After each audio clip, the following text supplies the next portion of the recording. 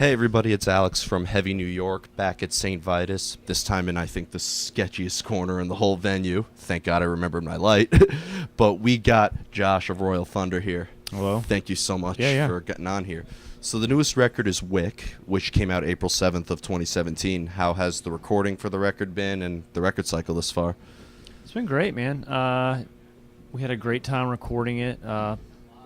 Just was pushed us a lot musically and just grew a lot through the process. I think we do every time we record a record, but it was really good.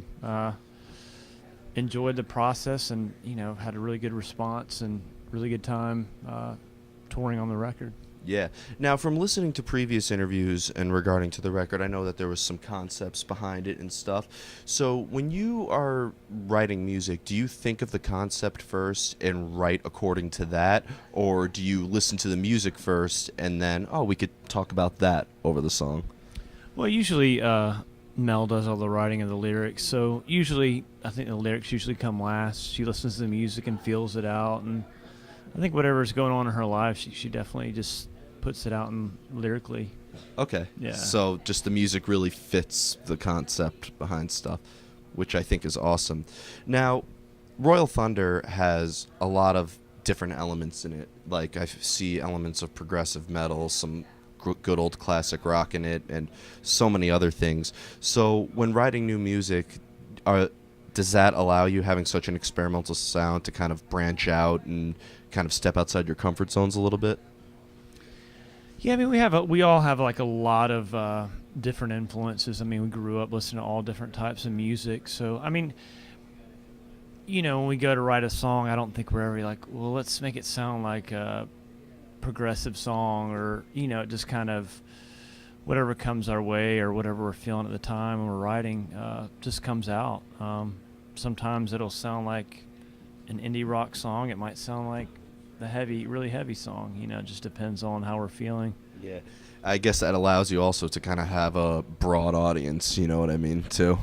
Yeah, it works out, man. We've done what we do. I'm thankful.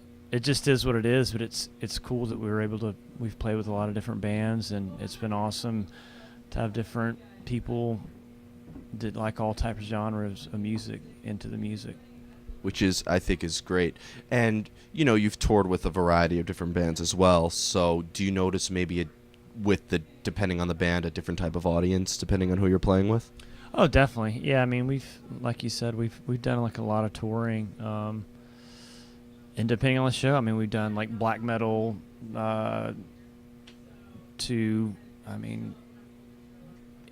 indie pop, stuff like that. So That's incredible. I mean, a black metal show, that's extreme music. And while you guys definitely have your heavy parts and stuff, I'm just curious how the black metal audience, did you come out in corpse paint for that show? No. It was good, though. It was really fun. It was really good. Had a good response. So Excellent. Now, you guys are from Atlanta, Georgia, right? Yeah. Now, obviously, Georgia being the home of Mastodon, and I know there's some awesome bands from that area.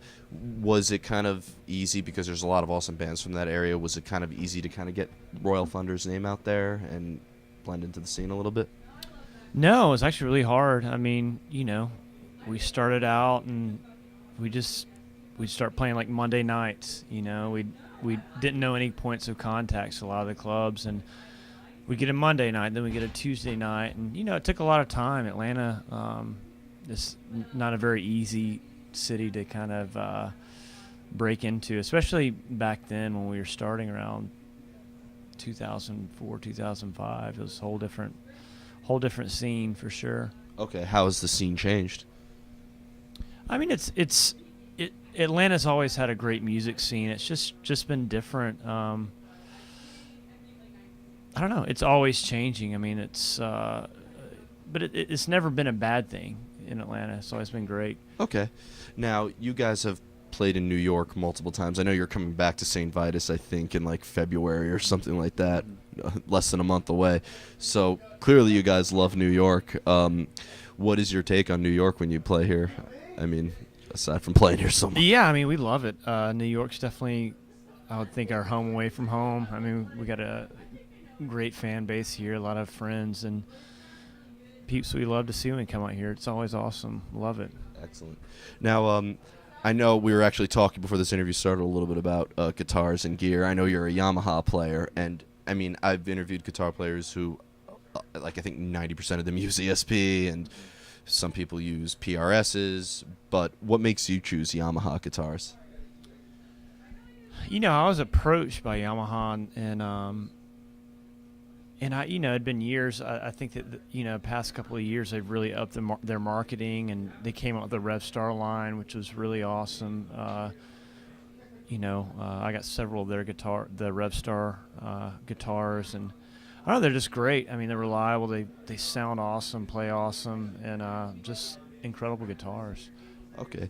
So, did you ever use another type of brand guitar before you found your way with Yamaha? Yeah, I mean, I still love the classics. I love Gibsons. I love Fenders. You know, all of those, man. All the old classics. Some of the Gretches.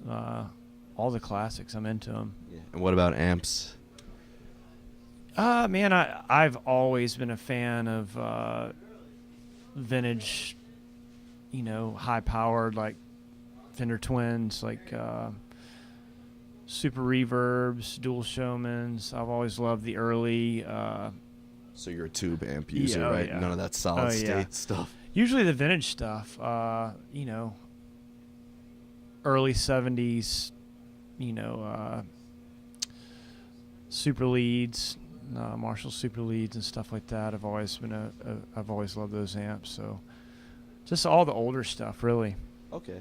And I'd imagine, since you guys do have a lot of roots in classic rock in your music, I'd imagine that you're using kind of like the best gear for that, right? Yeah, definitely. Like I said, the early '70s Fender and Marshalls, man, that's the tones of early rock, and, you know, kind of the tones I've always been after. Yeah, I was hearing you sound test, and it definitely is nice and loud and nasty. So before we go, first of all, I want to truly thank you so much for your time. I know it's been a crazy day. You guys were just at Revolver earlier today, and thank you for making time for us. Yeah, absolutely. Yeah. Before we go, I know you're going to be returning here on February 16th. And what else could we be expecting? You have the new record out. It's a new year. What could we be expecting from the Royal Thunder Army? We're gonna just keep recording. Not keep recording. We're gonna keep playing and preparing to record, writing stuff, writing new music. Really, that quick, huh? Yeah, I mean, you know, and just tour as much as we can. I mean, we've got a lot coming up, so. Anything you could say, or no, we're you just have to wait till we're off the air. Exactly. And then you can tell me. Yeah, I mean, we're just trying to stay busy. You know, we're gonna stay on the road as much as possible, and in between then, right. Excellent. Well, again, Josh, thanks for coming on here. Everybody, Josh of Royal Thunder. Pick up their newest record, Wick. It is absolutely awesome. Catch them on the road. They will be returning to New York on February 16th here at the one and only St. Vitus. I promise you, upstairs where there will be playing is not as sketchy as what you see back here. But see you next time on Heavy New York, everybody. Thank you.